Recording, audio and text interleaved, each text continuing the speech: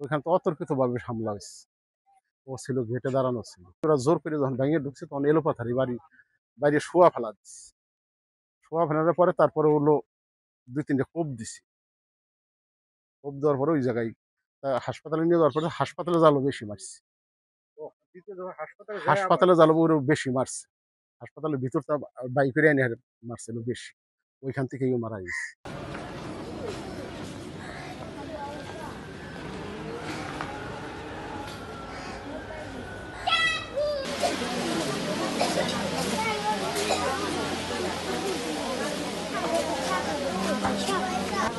এটা গেছিলেন ভিতরে না হলো বুঝছিল তাকে ওই বিল্ডিং আঘাত করে আঘাত তো বিল্ডিং করতে হবে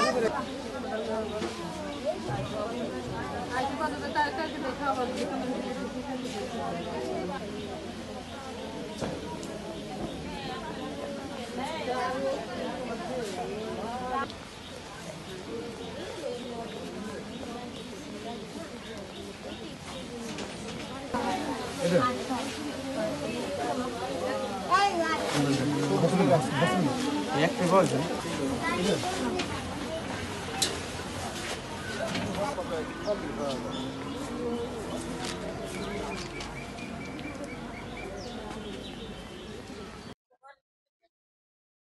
রাসেল গলন্দ দরবার শরীফ গিয়েছিল। আমি ছিলাম না দেশে, আমি ঢাকায় ছিলাম।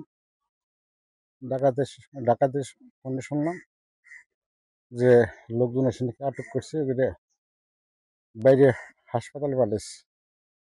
এখানে পরে শুনলাম যে হাসপাতালে গিয়ে মারা গেছে। আমি ঢাকা থেকে ফিরে আসলাম, এসে দেখলাম আমার ছেলের মুখটা আতর দিয়ে বাইরে, আর পিছনে কুবাইছে, কিন্তু জানেন এক ছেলে এক মেয়ে। মোটামুটি আমার বাপ ছিল এই দরবারের ভক্ত। আমার বাপের ছোট থেকেই দরবার ভালোবাসত, দরবারে যেত। রাসেল গলন্দ দরবার শরীফের ও ছোটবেলাতেই ওর ভক্ত। ওর দাদার থেকে শুরু করে বাচ্চা ছাড়া এরা ভক্ত। ও বিগত দিন ধরেই ওখানে যাওয়া আসা করে, বহুদিন ধরে। ওখানে কালকে ও ছিল, ঘটনাস্থলে ওখানে ও ছিল। ওইখানে তো অতর্কিতভাবে হামলা হয়েছে। ও ছিল গেটে দাঁড়ানো ছিল, ওরা জোর করে যখন ভেঙে ঢুকছে তখন এলোপাথারি বাইরে শোয়া ফেলা দিচ্ছে। শোয়া ফেলার পরে তারপরে হলো ২-৩টে কোপ দিছি। কোপ দেওয়ার পরে ওই জায়গায় হাসপাতালে নিয়ে যাওয়ার পরে হাসপাতালে জালো বেশি মারছে। হাসপাতালে জালো ওরও বেশি মারছে।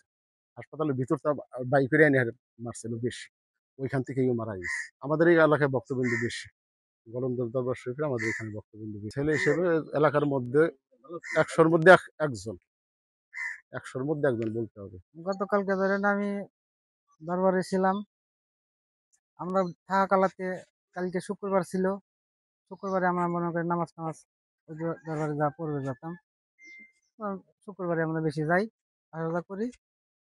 তবে ওই সময় দেখলাম যে মাঝে মাঝে সব লোকজন আইলো, ধরেন এসপি টেসপি ডিসি সব আসিয়া দেখলো, দেখে কইলো যে না তোমাদের যেটা আদেশ করা ছিল সব ক্ষেত্রে পালন করছে, তাহলে তারা তোমাকে সয় সমস্যার কথা না।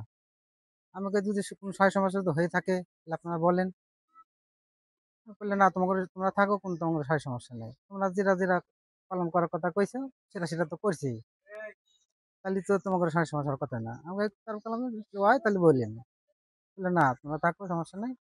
এখন আমরা ওইভাবে অবস্থান করে রয়েছিলাম, থাকলাম। পরে মনে করেন আড়াইটার দিকে এসে মনে করেন